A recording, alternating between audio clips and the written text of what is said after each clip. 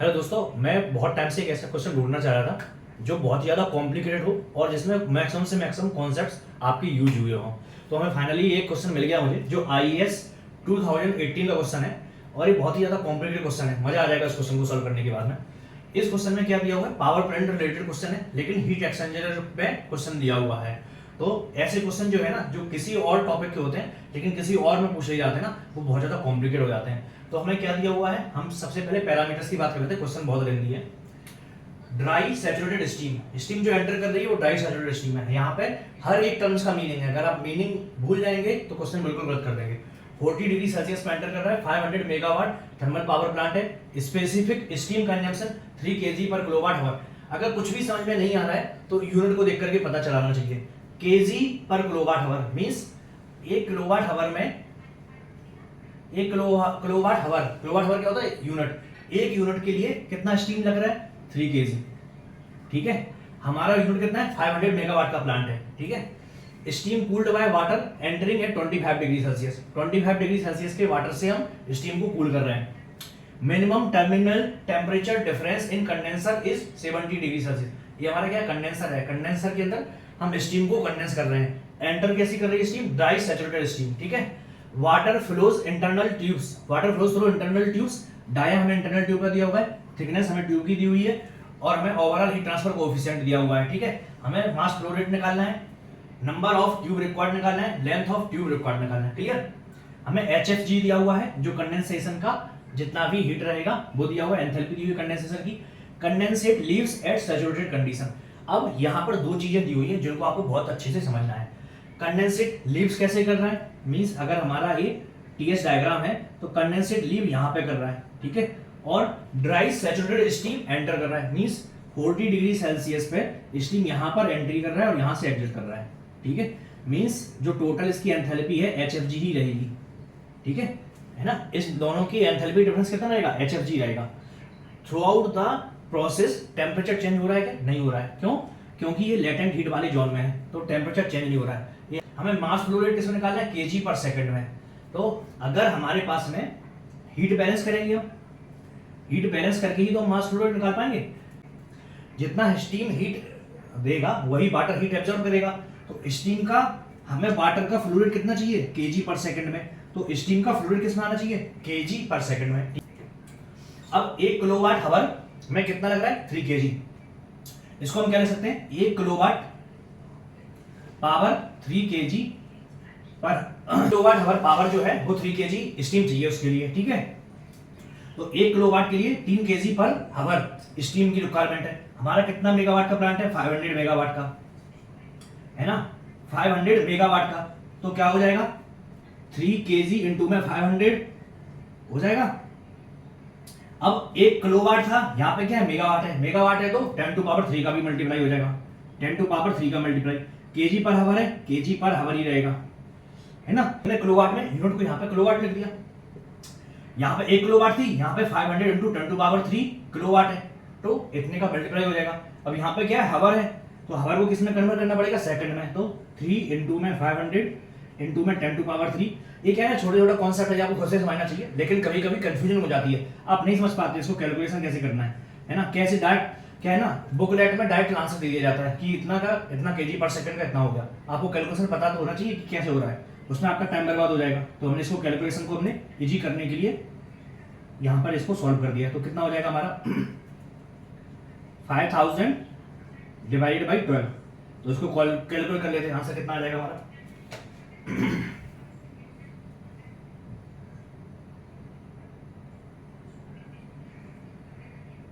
5000 divided by 12। Answer आ गया 416.67। ठीक है, तो 416.67 ये हमारा क्या होगा, kg पर सेकंड। किसका फ्लो रेट होगा, स्टीम का। Clear,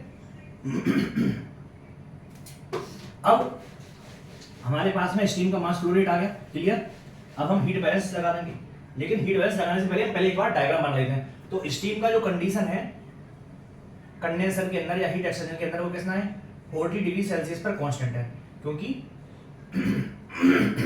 dry saturated steam enter कर रही है और ड्राई सैचुरेटेड कंडीशन में एग्जिट हो रहा है। ठीक है, और जो वाटर है, वाटर एंट्री कितने पे कर रहा है, 25 डिग्री पर। ठीक है, ये वाटर हो गया, वाटर 25 डिग्री पर कर रहा है। यहाँ पे टर्मिनल टेम्परेचर डिफरेंस कितना है 15 डिग्री, ठीक है, यहाँ पर टर्मिनल टेम्परेचर डिफरेंस कितना 15 डिग्री, लेकिन हमें क्या बोला हुआ है minimum terminal temperature difference in condenser is 70 degree 7 degree, तो यहाँ पे 15 डिग्री है तो एग्जिट पे 7 डिग्री होना चाहिए। 7 डिग्री कब होगा जब यहाँ पे टेम्परेचर 30 डिग्री होगा, है ना। तो 25 पे वाटर एंटर कर रहा है और 33 डिग्री पे एग्जिट कर रहा है। स्टीम ने जितनी भी हीट दी इक्वल टू क्या हो जाएगा, जितना भी हीट वाटर ने एब्जॉर्ब किया,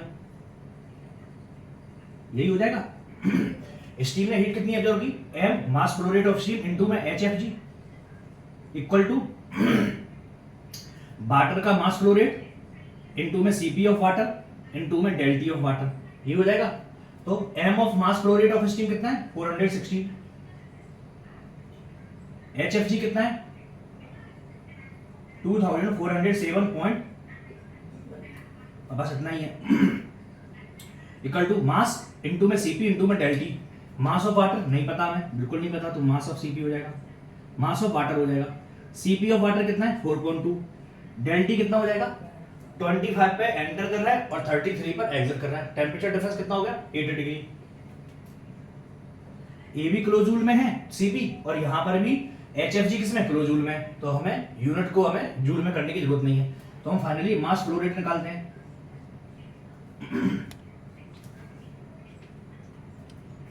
मास फ्लो रेट ऑफ वाटर निकालेंगे तो कितना आ जाएगा 416.67 इंटू 2407 आंसर आ गया हमारा। ये क्या है टोटल हीट फ्लो रेट हमारा यहाँ पे लिख लेते हैं, इसकी बाद में जरूरत पड़ सकती है।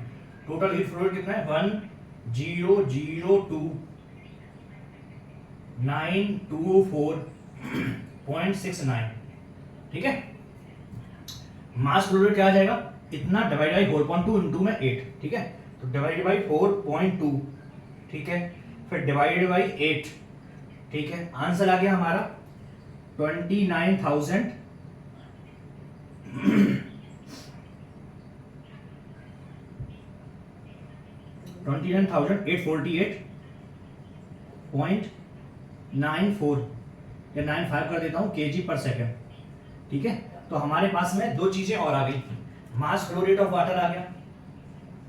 मास फ्लो रेट ऑफ वाटर कितना हो गया 29,848.95 केजी पर सेकेंड, ठीक है, यही हमें निकालना था। और मास फ्लो रेट ऑफ स्टीम कितना आ गया 416.67 केजी पर सेकेंड। इतना तो बहुत आसान लग रहा है ना, ठीक है, यहां तक आसान लग रहा है, बहुत बढ़िया, अगर समझ में आ गया तो बहुत अच्छा है। अब सबसे पहला वाला क्वेश्चन हमारा क्लियर हो गया, ठीक है, 5 नंबर आपके फ्री के क्लियर। अब नेक्स्ट क्वेश्चन क्या बोल रहा है नंबर ऑफ ट्यूब्स रिक्वायर्ड। अब नंबर ऑफ ट्यूब कैसे निकालेंगे हम, ठीक है भाई, नंबर ऑफ ट्यूब्स कैसे निकालना है। देखो अभी हमारे पास में मास फ्लो रेट आ गया, ठीक है। अगर हम देखें हमारे पास में क्या दिया हुआ है, एक ट्यूब में, हर ट्यूब में वेलोसिटी ऑफ वाटर क्या हम एज्यूम करके रखें 1 मीटर पर सेकंड। कहां पे लिखा हुआ है 1 मीटर पर सेकंड। हमारा जो फ्लो रेट है वो कितना है 1 मीटर पर सेकंड, ठीक है। हमारे पास में एरिया है, तो एक ट्यूब के अंदर जो फ्लो रेट है वो कितना हो जाएगा, एरिया इंटू में वेलोसिटी।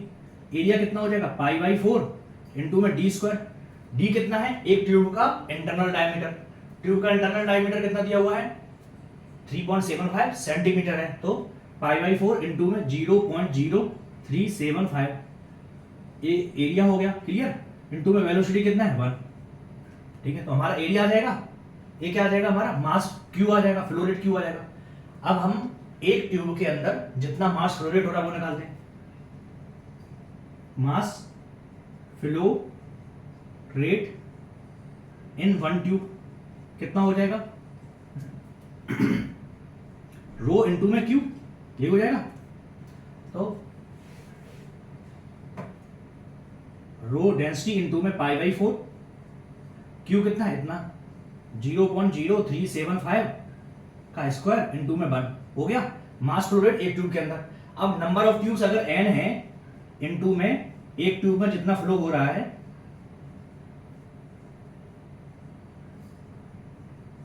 बराबर में क्या हो जाएगा, बराबर में total mass flow rate of water हो जाएगा, है ना। टोटल मास फ्लो रेट कितना है 29,848.95 हो जाएगा। तो नंबर ऑफ ट्यूब्स निकाल लेते हैं, कितना हो जाएगा, इसमें से ए वाली वैल्यू डिवाइड करनी है तो कर लेते हैं।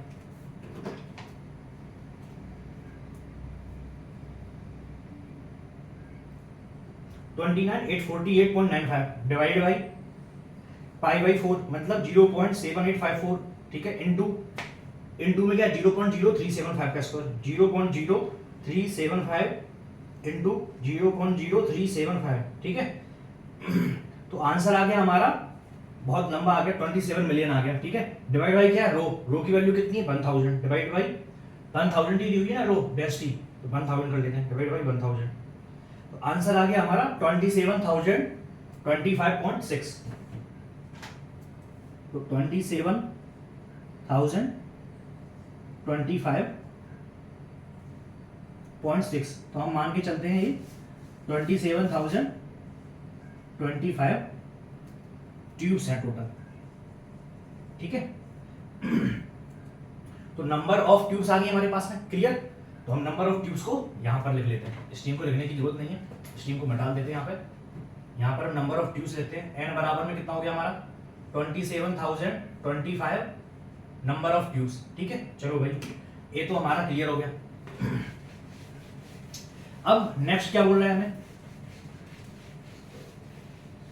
नेक्स्ट हमें बोल रहा है क्वेश्चन में, हमने पहला क्वेश्चन सॉल्व कर लिया, ठीक है भाई, इसके 5 मार्क क्लियर हो गए, इसके भी 5 मार्क क्लियर हो गए। लेंथ ऑफ ट्यूब रिक्वायर्ड, अब लेंथ ऑफ ट्यूब रिक्वायर्ड कैसे निकालेंगे, हमें क्या दिया होगा, ओवरऑल हीट ट्रांसफर कोएफिशिएंट दिया हुआ है, तो Q बराबर में क्या लिख सकते हैं, U इनटू में एरिया इनटू में डेल टी, लेकिन यहाँ पे क्या होता है डेल टी एम होता है। डेल टी एम क्या है, लॉगरिथमिक मीन टेम्परेचर, तो डेल टी एम कैलकुलेट करते हैं। डेल टी एम बराबर में क्या हो जाएगा, इन दोनों का टर्मिनल टेम्परेचर डिफरेंस, इन दोनों का टर्मिनल टेम्परेचर डिफरेंस कितना है, यहाँ पे 7 डिग्री है, तो क्या हो जाएगा 15 minus 7 upon LM 15 divide by 7, जो भी आंसर आ गया वो लॉगरिथमिक मीन टेम्परेचर डिफरेंस होगा, ठीक है। 15 माइनस 7 करेंगे तो कितना हो जाएगा 8,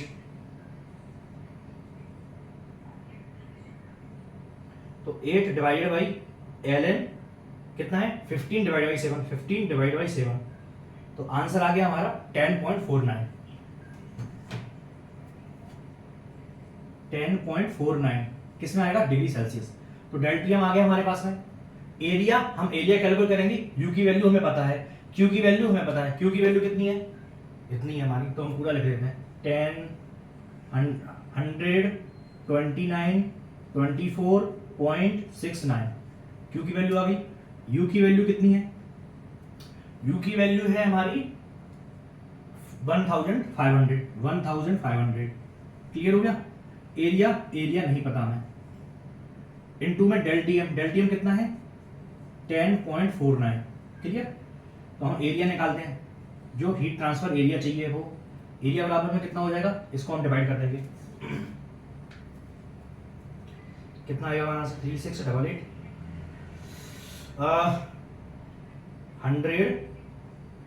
129.24.69, clear, divide by 1500, divide by 1500, clear, फिर divide by 10.49, divide by 10.49, answer आ गया 63.73, 63.738, क्लियर। अब जो टोटल हीट ट्रांसफर एरिया है वो कितना होगा, total heat transfer area number of tubes, ठीक है, इनटू में पाई बाई 4 डी स्क्वायर, ये क्या हो गया पाई बाई 4 डी स्क्वायर होगा। आउटर सरफेस एरिया कितना होगा पाई डी इंटू में एल, है ना, pi d, d of outer diameter into में लेंथ, तो लेंथ हमारे पास में आ गई क्या, लेंथ हमने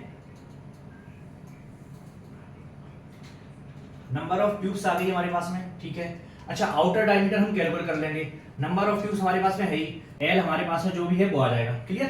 टोटल एरिया कितना है हमारे पास में 63.738, क्लियर। तो डीओ आउटर डायमीटर कैसे आएगा, आउटर डायमीटर बराबर में इंटरनल डायमीटर, क्योंकि जो हीट ट्रांसफर हो रहा है वो आउटर डायमीटर में ही हो रहा है ना। तो आउटर डायमीटर कितना होगा, D I into plus 2 times of thickness, ठीक है, क्योंकि हमारा अगर डी आई ये है, ठीक है, तो आउटर डायमीटर कितना हो जाएगा 2 टाइम्स ऑफ थिकनेस, तो कितना हो जाएगा आंसर 3.75 प्लस कितना है थिकनेस 3 mm, कितना हो जाएगा 6 mm। एक इसमें सेंटीमीटर में, ये mm में, तो कितना हो जाएगा 4.35 सेंटीमीटर, ठीक है। तो हम यहाँ पे वैल्यू रखते हैं। नंबर ऑफ ट्यूब्स कितनी है 27,025 इनटू में पाई की वैल्यू पाई कर दी, डीओ की वैल्यू कितनी है 4.35 0.0435 इनटू में number of tube L divided by 63.738, ठीक है। तो उसको कैलकुलेट करते हैं एक बार कितना आएगा आंसर। यहाँ पे कैलकुलेशन में हमने क्या किया हुआ है, डायरेक्ट इतना लिखा हुआ है, ठीक है। और ये जो हमारा हीट ट्रांसफर था, हमने क्यू जो निकाला था, क्यू बराबर में क्या निकाला था एम इनटू में HFG, और HFG की वैल्यू किसमें थी किलोजूल में थी, और बाकी सारी यूनिट किसमें यूनिट में, तो किलोजूल का 10⁻³ का मल्टीप्लाई और होगा, ठीक है। यहाँ पर 10⁻³ का मल्टीप्लाई होगा, यहाँ पर भी 10⁻³ का मल्टीप्लाई होगा, यहाँ पर भी 10⁻³ का मल्टीप्लाई होगा, और यहाँ पर भी 10⁻³ का मल्टीप्लाई होगा।